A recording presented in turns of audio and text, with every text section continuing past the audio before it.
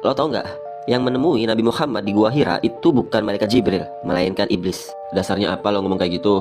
Gini, logikanya, kalau memang waktu itu yang datang malaikat Jibril, kenapa Nabi Muhammad ketika itu merasa ketakutan melihat Jibril? Harusnya kan Nabi Muhammad tidak takut, karena bukankah wujud malaikat itu indah, bukan menyeramkan? Jadi jelas Nabi Muhammad tertipu oleh iblis, karena waktu itu yang datang iblis, bukan malaikat Jibril. Jadi gini, gue terangin ya, biar lo ngerti dan terang benderang hati lo. Dengerin baik-baik. Sebelum Nabi Muhammad SAW diangkat jadi Nabi dan Rasul, Nabi Muhammad SAW sering melakukan khalwat atau menyendiri di Gua Hira. Aktivitas menyendiri ini disebut juga tahanut.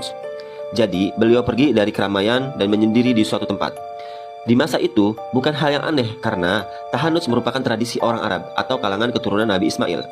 Adapun menyendirinya Rasulullah itu untuk beritikaf atau beribadah, bukan bertapa. Karena banyak yang bilang juga nih, Nabi Muhammad di Gua Hira sedang bertapa.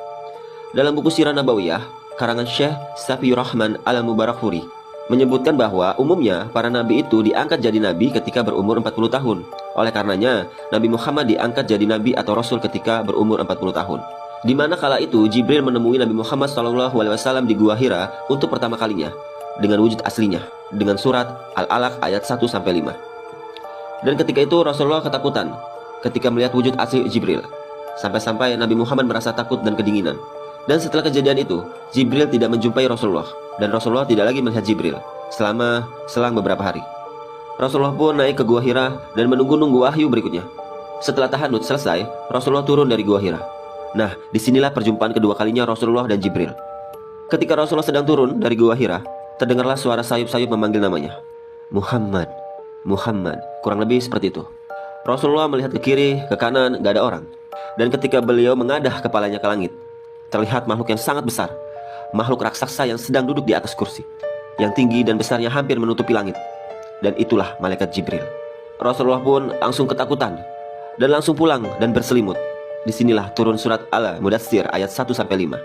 Hai orang-orang berselimut, bangunlah, lalu berilah peringatan, dan Tuhanmu agungkanlah, dan pakaianmu bersihkanlah, dan perbuatan dosa tinggalkanlah. Surat Al-Mudaththir ini sebagai petunjuk bahwa Nabi Muhammad diangkat jadi Rasul. Jadi, ketika perjumpaan pertama turun surat Al-Alaq, pertanda diangkat jadi Nabi. Dan perjumpaan kedua diangkat jadi Rasul.